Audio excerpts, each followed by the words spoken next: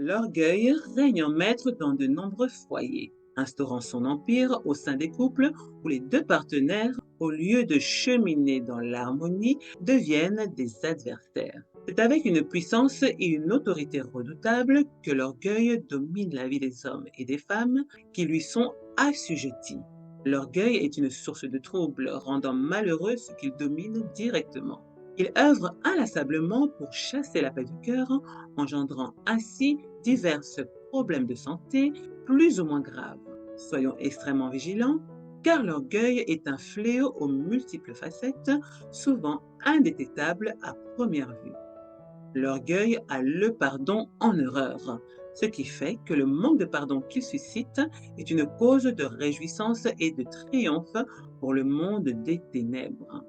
Comprenons par là que les démons savent que sans pardon, il n'y a point de paix, point d'issue au conflit, point de réconciliation et d'harmonie dans le couple, et par-dessus toutes ces choses, ils savent que sans pardon, il n'y a point de salut.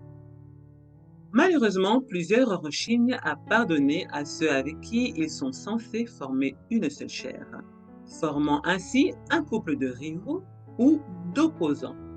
Cependant, j'ai une bonne nouvelle à vous annoncer. Le redoutable, le libérateur capable de renverser toute entité est notre Seigneur et Sauveur Jésus-Christ. Par sa mort à la croix, il a anéanti toute domination et toute autorité, et depuis qu'il est élevé en gloire, tout lui est soumis. Ainsi, même si le mal nous environne ou s'installe avec force dans un cœur pollué, n'oublions jamais qu'il existe ce nom au-dessus de tout nom, doté du pouvoir et de l'autorité suprême pour détrôner l'orgueil et laisser place à l'humilité.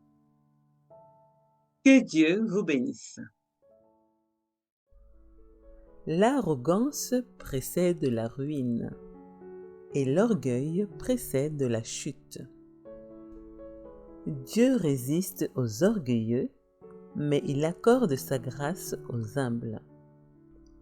Humiliez-vous donc sous la puissante main de Dieu, afin qu'il vous élève au temps convenable. Quiconque s'élèvera sera abaissé, et quiconque s'abaissera sera élevé. L'orgueil d'un homme l'abaisse, mais celui qui est humble d'esprit obtient la gloire. Celui qui calomnie en secret son prochain, je l'anéantirai. Celui qui a des regards hautains et un cœur enflé, je ne le supporterai pas. Il a dépouillé les dominations et les autorités et les a livrées publiquement en spectacle en triomphant d'elles par la croix. C'est pourquoi aussi Dieu l'a souverainement élevé et lui a donné le nom qui est au-dessus de tout nom, afin qu'au nom de Jésus tout genou fléchisse dans les cieux, sur la terre et sous la terre, et que toute langue confesse que Jésus-Christ est Seigneur, à la gloire de Dieu le Père.